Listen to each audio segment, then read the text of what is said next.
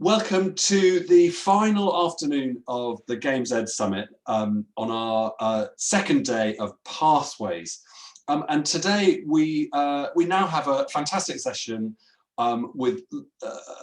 that's chaired by Kish Sharani from Bayman Games, and I'm going to hand over to Kish to introduce his panelists. Thank you very much, Rick. Hello, everyone. Good afternoon. I hope everybody's enjoying the warm weather outside, being inside. That's what we are doing here. This is a diversity pathway panel, and it's basically we're going to explore some routes into games of initiatives which are helping diverse candidates. So first of all, I'll just start off by introducing myself, and then I'm going to hand over to my wonderful panelists, where we've got Michael, Dom, Abby, and Akshay. So as noted, I'm Kish Sharani. I'm the chair of Bayman Games. We call ourselves BIG. Bayman Games is a grassroots organization which was formed about 5 years ago by just volunteers from video games industry. And it is purely there to encourage more diverse talent to work in the industry, as well as for companies having resources where they make sure they can actually keep diverse talent within the industry. So ethnic minority diverse talent, I should probably emphasize. And without much ado, I'm going to start one by one, pointing out, I'm not picking any random order or anything. It's just how you'll appear on my screen. So Michael, please introduce yourself and your organization you're representing. Sure. So, yeah, my name is Michael Othen. My pronouns are he, him. I'm here because I'm representing OMG, Out Making Games. And Out Making Games is a LGBTQ+ network for games industry professionals.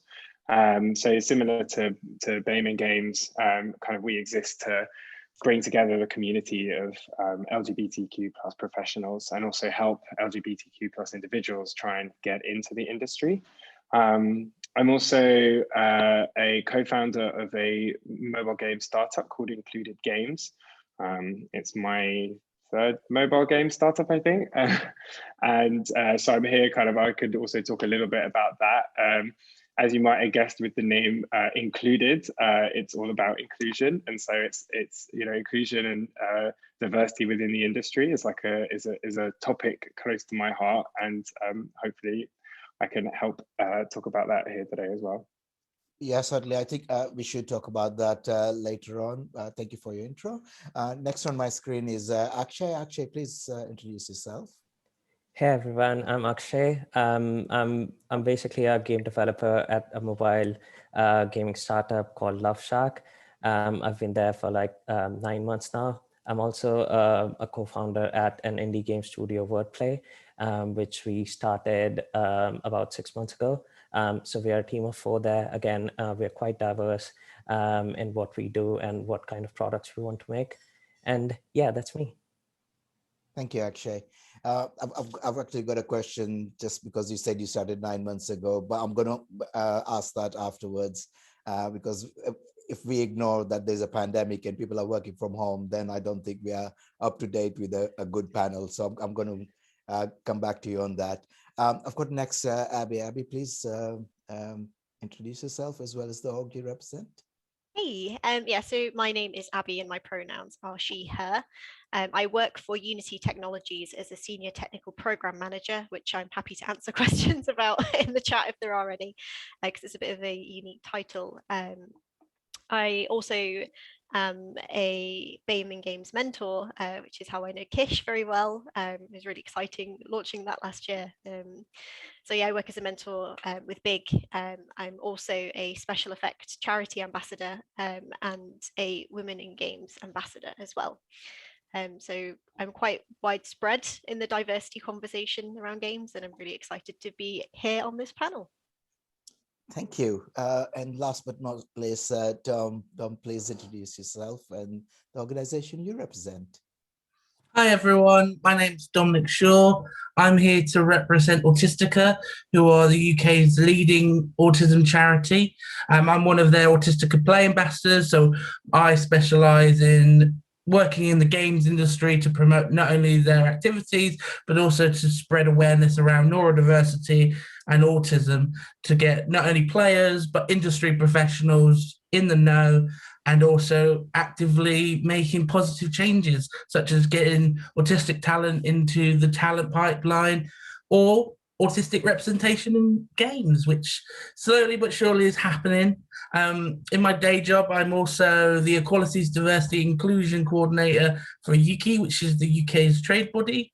And I work with many, many companies, including BAME in Games, Outmaking Games, Women in Games, on various projects. So I'm pretty much in love with anything inclusion, diversity, accessibility, and so on. So that's why I'm here today. Wow, fantastic. I think, Dom, you end pretty well, because it just means just on this screen, if we combine all of us together, we become the majority as opposed to the minority, as we are called individually. This is my ideal tea group. Like, I want to go for tea and cake with everybody in this call as soon as we can. Fantastic. So okay, so now just for my audience and those who have tuned in, you have to help us here, because this is how the panel will run. At the bottom, you will see questions you can ask us. So while we are starting off our session, please start populating with questions you want to ask our panelists, to all of us. Not only questions, topic of discussions as well. We're going to give you about 10 minutes where you can actually ask the question to this wonderful panelist. But what you can help us with is, if you see a good question, a good discussion item, vote it up. Because then that means it's very easy for me as a moderator and very easy for the panelists to see that right at the top, and we are ready for it. If you feel there's a question you think you can direct to a particular person, feel free to note that as well. So while you carry on doing that, we're going to start off our session with the panelists. But as I mentioned with Akshay, I would really, really, and I'm sure a lot of would like to hear, how was it getting a job while still in lockdown, and probably, I guess your interviews were all virtual, right? Yeah, that's true. So everything was virtual. Everything happened on Zoom. The interviews were all virtual. The onboarding was all virtual. I still haven't met any of the team members in person. I've been to the office once for 10 minutes, and I just went there to pick up a test device, and that was it. So yeah, everything has been virtual. We cannot wait to get back to the older ways of working. So hopefully the next few days is when we're going to go back into office slowly. Fantastic. I always say, yeah, I think everybody should be looking forward to going back to the older ways of working, but not just that, it should be the older, better ways of working, in the sense that working from home, the flexibility it gives a lot of people who otherwise wouldn't have an opportunity. We've actually come leaps and bounds, and everybody sort of know, because you are all here at hopefully at home, that it's possible. So I think, it's fantastic for inclusion and flexibility for working parents and a number of other who had otherwise been included. So yeah, going back, we should be a better back physically into work. So I'm going to start off and with my panelists, please, I'm not going to direct this to anybody first, whoever was to jump in. Otherwise, I'll just point at whoever is on my screen.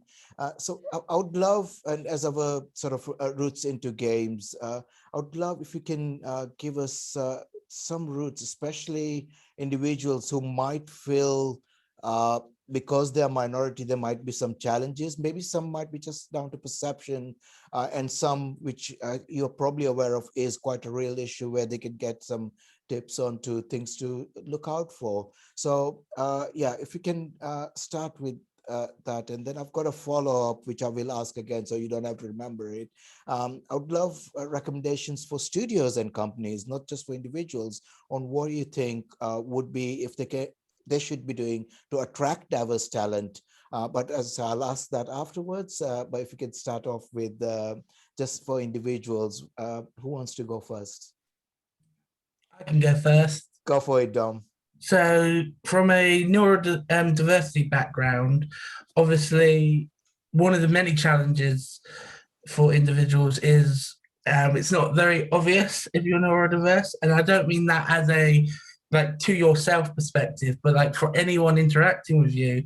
For example, let's say you've just got a job interview and you're going in. If that company is not aware or have visibility on neurodiversity, they are very unlikely to accommodate or even have accessible ways to reach individuals, because neurodiversity is very much a hidden aspect. You know, it's all to do with the neurochemistry of our minds, which is important also to note that it's different from mental health, but there are many aspects of mental health that cross over with neurodiversity.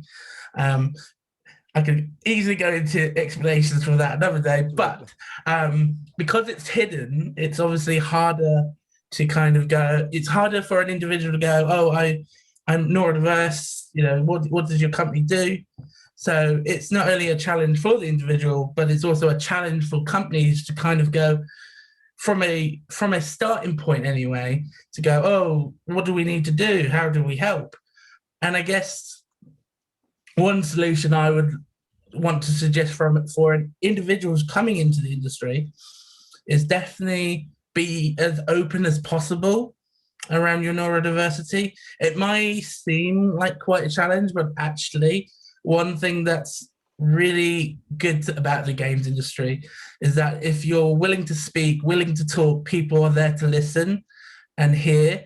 So if you're someone who's going into a virtual interview, or hopefully as we go throughout the year, hopefully physical interviews maybe again, don't feel ashamed or afraid to highlight, like, you might be autistic or you might have ADHD, because if the company's right for you, they're going to be there to support you, and they're going to, if they really want you, they're going to put the time and energy to invest in you and give you the right support. So actually it's better for you to be open about it, because then you'll know if that company is there for you. And then from a company perspective,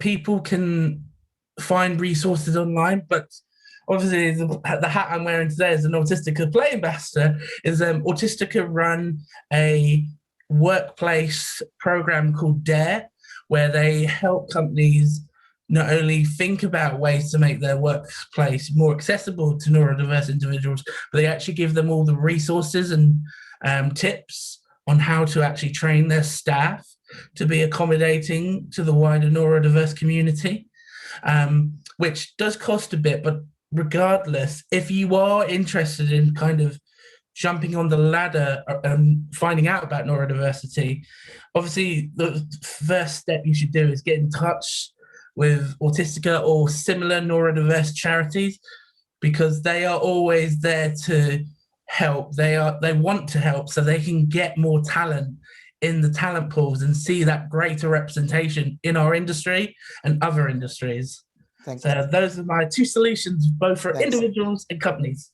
Thanks, Dom. And in fact, I always just say the whole word of neurodiversity, if you're dyslexic, that's part of neurodiversity. If you're an introvert, it's considered as neurodiversity as well. And so, and you're not, especially an introvert, you'd mentioned that I am an introvert, and then I've managed engineers all my last 25 years in the video games industry. That's how long I've been.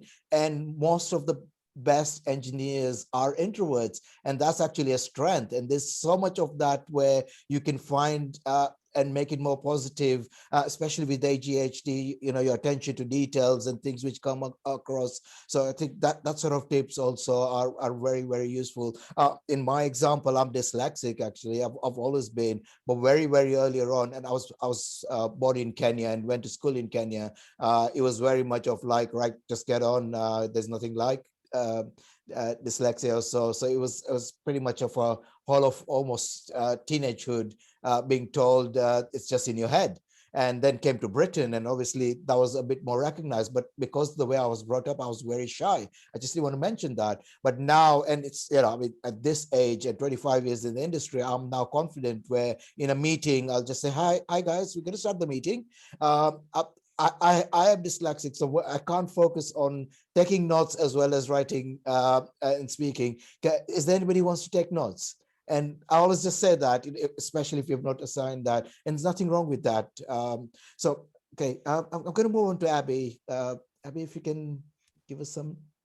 Yeah, I think just to touch on like why diversity is important for a second, the collaboration of multiple kaleidoscopes coming together that I think is really exciting about working in a diverse environment. And because it's a topic that I think is at the forefront of a lot of people's minds in our industry, it is a conversation that a lot of people are willing to have. So the advice that I would give to people who are looking at moving into our industry is to reach out to people who you think may have a similar kaleidoscope to you. And you can do that through all of the different channels that are here present and represented in this call. But also if you're at university, there might be a particular society that you find there. You know, there's also a big stress on whether university is the only option for getting into the industry. Newsflash, it isn't. You know, there are also Facebook groups and Discord groups where you can reach out to other people who are looking and working in the industry through a similar kaleidoscope. So I would actively encourage just communication where you can. I think another thing to keep in mind as well is working the way that we are right now, the blessing and the curse of the current working from home situation is, yes, everybody is stuck at home, but yes, everybody's engaging in panels like this. And you know, we're in a position where we have got to meet each other. There's some people on this call that I haven't spoken to before that I probably wouldn't have if we wasn't in the current situation that we're in, because it means that we can broaden the scope of people that we can connect with. So I would make the most of the internet and, you know, look at different groups, look at different organizations and reach out. You'd be surprised how many people are happy to give you 5, 10, 15 minutes of their time to just talk about exactly what it is that you want to do and what your questions are.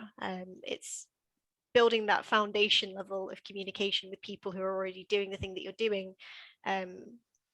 It's just really important, and it's a really good way to get advice as well for specific industry roles. It could be a discipline or it could be a studio that you're aiming to go into.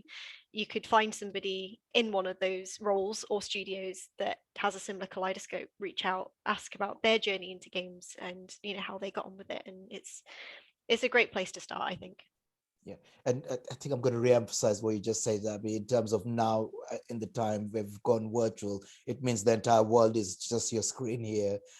Even, you know, I live in London. I always take a lot of conferences and things taking place, which are always in and around London for granted because it's easy to get to. But if you're, you know, all the way in Scotland or wherever else in Britain, to get into London is not that cheap. And so taking advantage of what's happening now, in fact, I'm on a couple of advisory boards for conferences, and all the conferences are running virtual, and we always emphasize as advisory board, when we go back to normal, as they call, we should not get rid of the virtual conferences because it just makes it more inclusive. And we shouldn't get rid of virtual interviews either, right? Like, just absolutely. to go back to the point of being introverted, sometimes this forum is actually easier for meeting and communicating than having a, you know, face-to-face interview off the bat. And just to hammer the point home, really, I mean, Kish, we've been working together for what feels like 6+ months now, and we've never met. We've never met. We've never met. And exactly. it's only through, you know, this medium. So, you know, it's a great silver lining to everything that's going off right now. But yeah, absolutely. it just strengthens the argument. Reach out to everybody online. And before I move on to you, Michael, I'm just going to emphasize, because Abby brought in the point, you know, why does diversity really matter? This is from a business sense as well. Diversity brings in innovation. It brings in diverse thinking. Every product, to make a good innovative product, you need a diverse team. So it's almost a no-brainer. And sometimes business have to be reminded that you do need to start looking for diverse team. You know, if you're in a meeting or if you're interviewing candidates who are just alike, you've gone wrong somewhere, because you've not gone far out to reach to places where a diverse candidate can actually apply for that particular role. Definitely. It's much like an orchestra. You don't want to listen to just the drums forever or something, right? You don't want to listen to just a triangle. you need a full symphony. Absolutely, very well put. I like that. Michael, I'll move on to you. Yeah, I mean, my kind of route into the industry is I started at electronic arts, and one of the reasons that I kind of targeted electronic arts was I remember playing The Sims when I was something about 16, and getting two of my male Sims to kiss each other, and that was like a real kind of like firework moment for me as somebody that was kind of coming to terms with their sexuality, that you know, you could see in a game. This like reflected back at me. And I think, you know, that kind of depiction of diversity and inclusion within games is so important because you are sending out that message to people. That was about 15 years ago. Wait, no, it was a lot longer than that if it was The Sims, but I joined EA about 15 years ago. And EA is a fantastic company, very inclusive, amazing kind of inclusivity policies. But what I did find is that I was probably the only person that identified as LGBTQ in an office of about 300 people, most of whom were men. What I would say is that don't be put off by that, because I never had a negative experience there. And I think, you know, it can feel quite intimidating to enter into an environment like that. But if a company's policies, if they outwardly appear to be embracing diversity in all ways, that does filter down and it does translate to the people and the working practices. So fortunately nowadays, I think, you know, companies like EA and you know, a lot of other companies have much more diverse workforces. And you know, and I want to point out, it was never, I didn't personally find that a negative, but it was just, it was interesting, like, you know, seeing games that recognize diversity and not necessarily seeing that kind of reflected in the makeup of the staff. But I think over the last 15 years, you know, that's changed enormously. There's amazing progress being made in so many different directions. And, you know, if you're looking to kind of get into the industry now, I think, you know, similar to as I did when I played The Sims and saw a gay relationship, you know, look at games that studios are making and see if, you know, the kind of content that they're promoting. It's a great indication of the kind of like creative thought and the process behind making these games and the acceptance of, you know, inclusivity. So I think that's always a great sign. When I was at EA, I actually worked on a shooter called Black, and then I went to Sweden and worked on the Battlefield series. So I did a lot of shooting and killing and very macho type games that probably didn't quite resonate with what I wanted to create personally, but it's still a fantastic experience. You know, ultimately you're making games, and as long as the people you're working with don't make you feel bad about, you know, who you are, which was never, you know, an experience for me. But if it had been, there was the infrastructure and the support within the company to support me. Yeah, sorry, go on.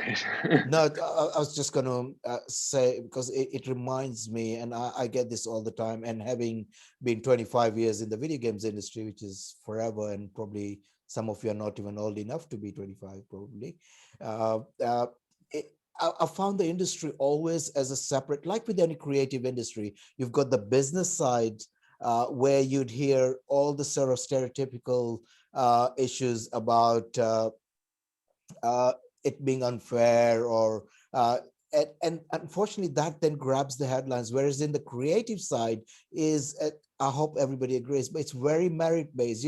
If you love games, developing games, you just get on and you just belong. And the more diverse you are, the better, because it just brings in a lot of great creative ideas or so. Whereas in, yes, the accountancy, the finance, the HR parts, etc. of the business are there. And so I won't say that, you know, video games industry is immune to minorities being picked on, but it seems to be a lot on there, and a lot of the emphasis is put out with examples of what this once happened to me out there. So but I echo what you've just said. I've not experienced ever, I mean, in my case, being brown, any racism ever in the video games industry, because I hope everybody agrees. But we go into a meeting room and we talk about video games and designs and what's coming next and technology, not, hey, I'm going to be brown today, I'm going to be different today. No, we don't just think that way, do we? Absolutely, and I think it's important that you're in that room, because, you know, when creatively you're talking about the games you're making, you want to make sure that you're kind of representing all the different voices that are in that room, like you said, Abby, like that kaleidoscope. You want the games to be as colorful as the you know, the creative forces that are kind of going into them, and you know, so I think getting into the industry is you're just adding another voice, and you should always be confident in, like, you know, bringing that voice to the table, because ultimately it's what the industry needs to hear more of. I think, you know, games are kind of still lagging a little bit behind the other kind of creative industries in terms of representation, and it's certainly getting better, but there's still a long way to go. and there's been some like fantastic examples, like The Last of Us, part 2, which I've been playing recently. I was just blown away with how sensitively I think they handled representation, and how like it felt like genuinely it had come from people that understand who these characters are. And it's fantastic to finally see a AAA game that's doing that. I'm just waiting for an LGBTQ character in Battlefield to appear. Then the full circle is complete. But also, making your own games. I think if you're looking for a route into the industry and you're not so sure about your own voice, like working in small indie teams is a great way to find a kind of creative outlet, which is perhaps a little bit less intimidating. When I left EA, I actually left to start making iPhone games just on my own, and made a game called Mini Gay Boyfriend, because I saw that there was no LGBT content on the App Store. So I made this iPhone game, which is like a little Tamagotchi style gay boyfriend, and then a mini gay girlfriend. And, for me, it was just a case of putting that out there and seeing how it would be received. But the feedback that I got from it was incredible, because people saw it as a kind of a tool to like they saw their friends playing it, and to them that meant acceptance. And nowadays you see incredible like indie games that tackle all sorts of areas of diversity. And if you feel like you're looking for a particular like studio that reflects how you feel, then that's a great place to start. Fantastic. Thank you, Michael. And last, I'll go with you, Akshay.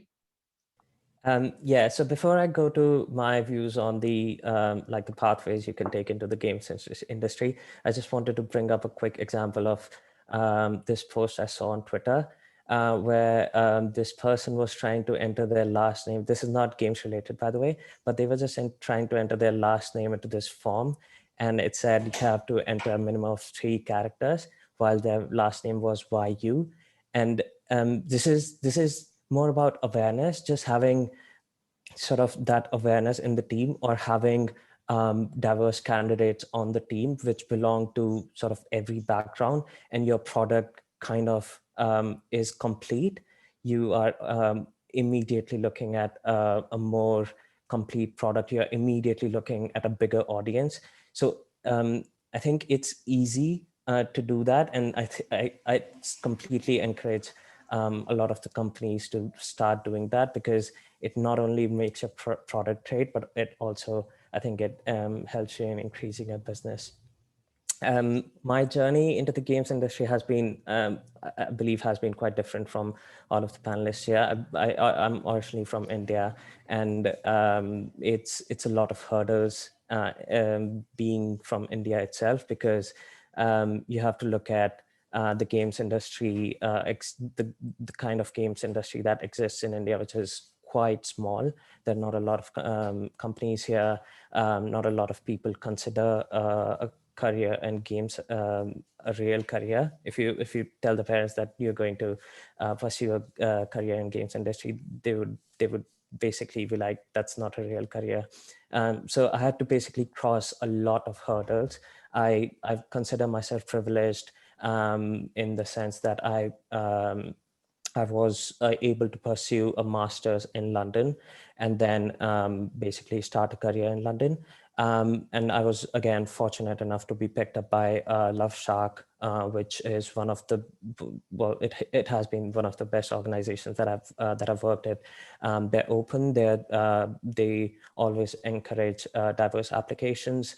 They have created this sort of safe space for everyone to come out of their shell and show the kind of skills they have to basically learn along with the growth of the company. So I've been really fortunate with that. I've also been, there's this amazing programs for all the indie people who are aiming to start their own studios.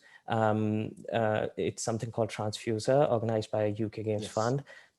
So it's aimed at students who are basically looking to start their, like, work on their own prototype, or they want to start a company, or they just want to come together as a team and work on a project. But they encourage diverse applications.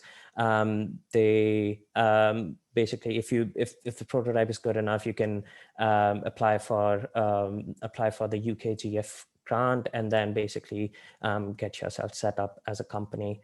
Another program that has really helped me as a developer has been Tentacle Incubator, which again, oh, by the way, going back to Transfuser, I think the applications are still open. So if anybody needs help with the application process or anything, feel free to reach me out on Twitter.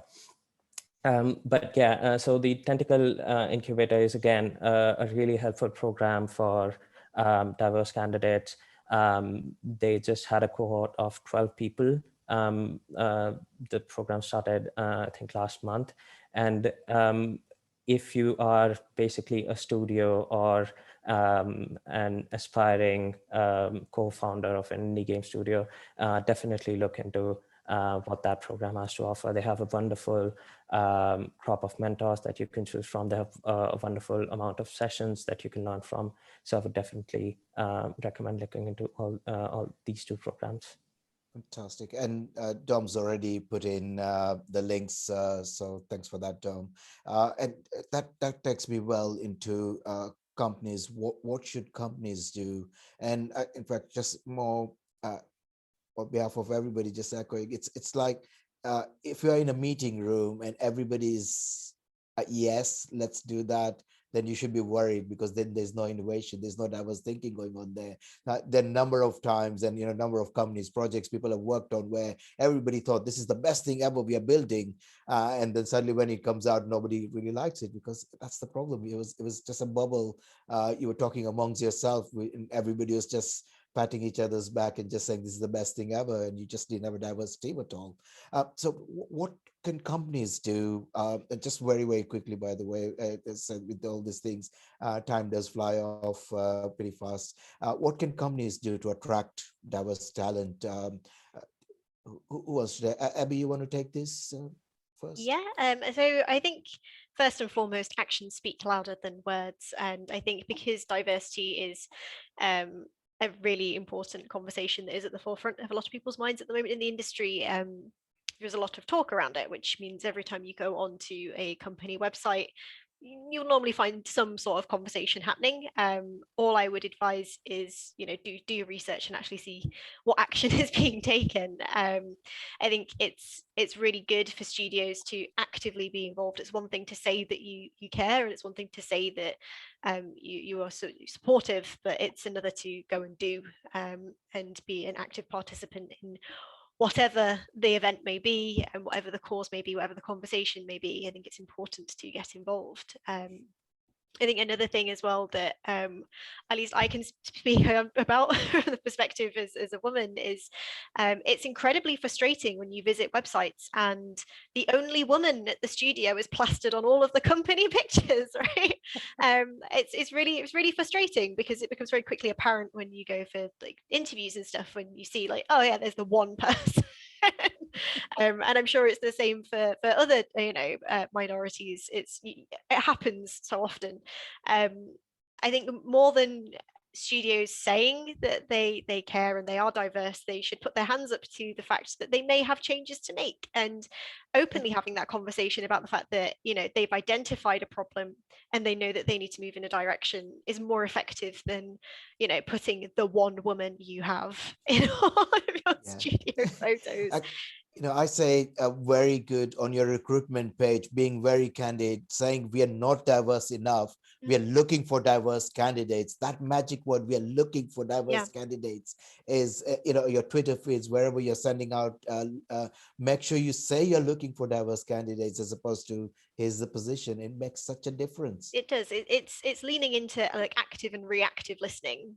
Don't just say, yeah, we're diverse because we've got this one person that we've put on all of our actually be involved in the conversation and acknowledge where you can do better, because much to the point of everybody agreeing to the same thing in a room and there being no improvement, acknowledge what change needs to be made, openly talk about it, and do what you can, Yeah. and acknowledge as well that change takes time. It doesn't happen overnight, which is why the conversation needs to be ongoing. We shouldn't only be having these conversations, just to speak specifically about women in games around International Women's Day. There should be a conversation that we have every single day of every single year, because it's so important. Statistically, I think it's roughly 28% of women in the games industry, as opposed to the nearly 50% of women who actually play games. That's a big shift in kaleidoscope that we still need to see as far as the development process goes. So yeah, I'd advise companies to just acknowledge that they are passionate, but also demonstrate that they need to change in how they're going to do it. Just before, Tom, I'm going to move on to you to see what more companies can do. We're going to move on to question and answer immediately after this. We've got 10 minutes left on this. I'm just, whoever is handling this in the background, I'm wondering if the Q&A has been opened, because I'm not seeing any questions coming in there.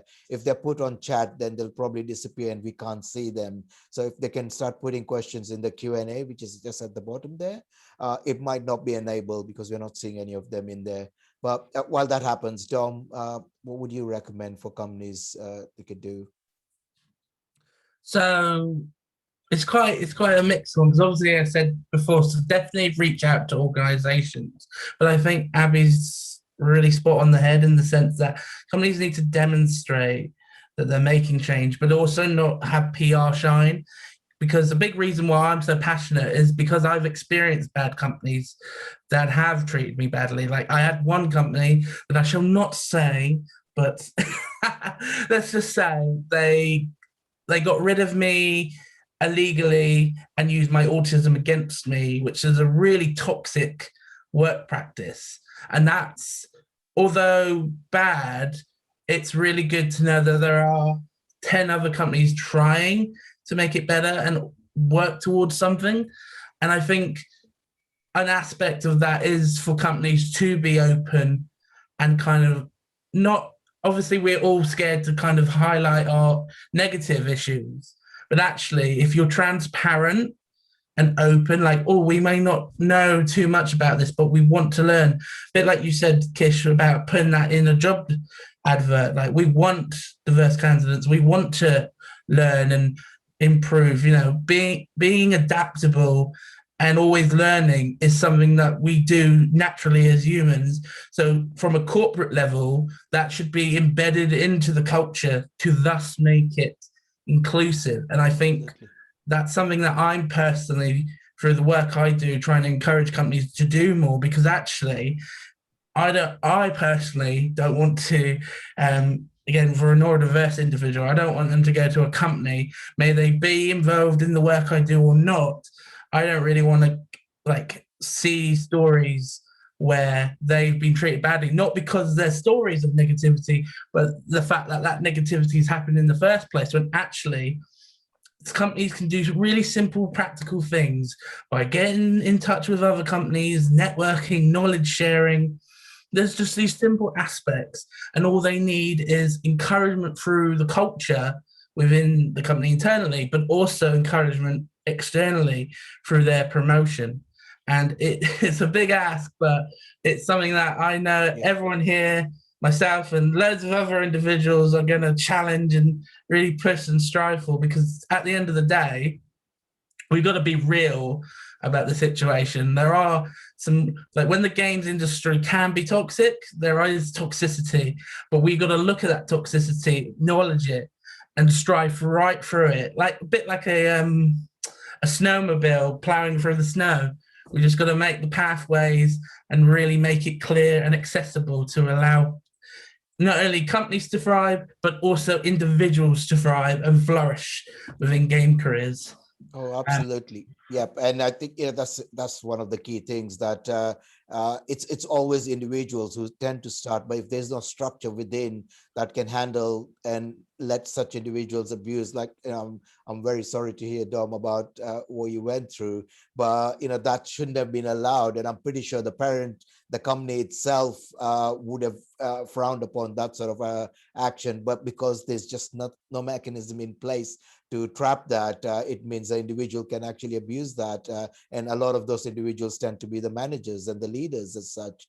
So the terrible thing there is that there was an opportunity for growth in that studio, because they could have spoken with Dom and had a conversation around the fact that they were not equipped and they were not prepared and they did not have the correct support.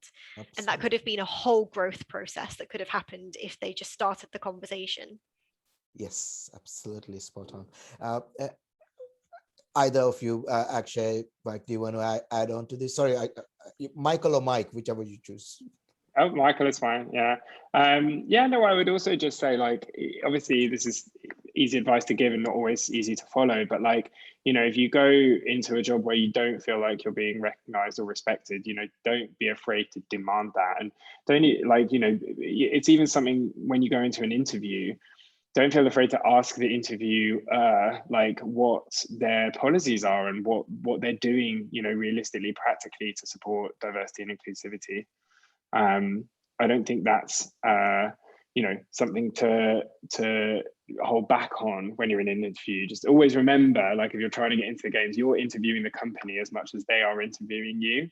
And so you know, as someone that's conducted a lot of interviews, I always respect the candidates that ask good questions and ask challenging questions. And exactly as, you know, everyone said here, like, the more people are at your company challenging you to change, the more, you know, drive you've got to force that change. So you know, be confident about what makes you different, and that is actually what makes you special, and that's what the industry needs. And, you know, like we've been saying, industry, like every company is putting diversity on their you know, their kind of values, but not all of them are meaningfully following through on it.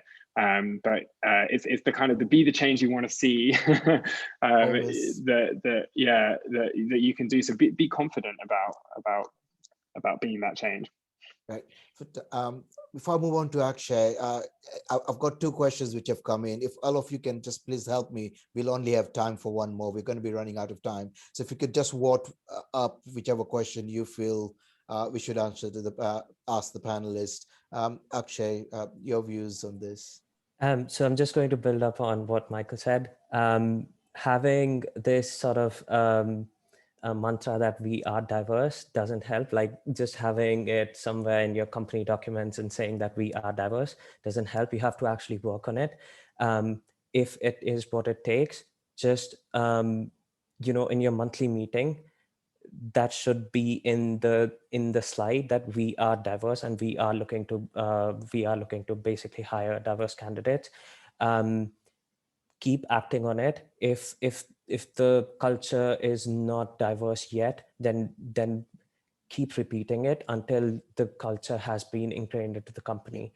That's what I would I think encourage the companies to do more, because it has to come from the top. It cannot be just the one person. It has to be throughout the organization. It has to be, if a person is joining a team, it has to be in that team. If a person, if the CEO is about to hire someone, it has to be in the CEO. If the HR is involved in the recruitment process, they have to be aligned with that culture. So it has to be throughout the organization and not just a certain level in the organization. Yeah. And I think something you hit on, which I'll emphasize, it shouldn't be down to an individual, and especially just because the individual is that diverse, a female, or they shouldn't have that responsibility to bring that change. Hire a consultant who's the expert in that field to make changes, rather than burdening it on somebody who's already victimized because they're the minority within that team and you just don't understand their culture. Putting that burden on them to bring about the changes is just the wrong way. I'll give a very good example of a website, which is DeepMind.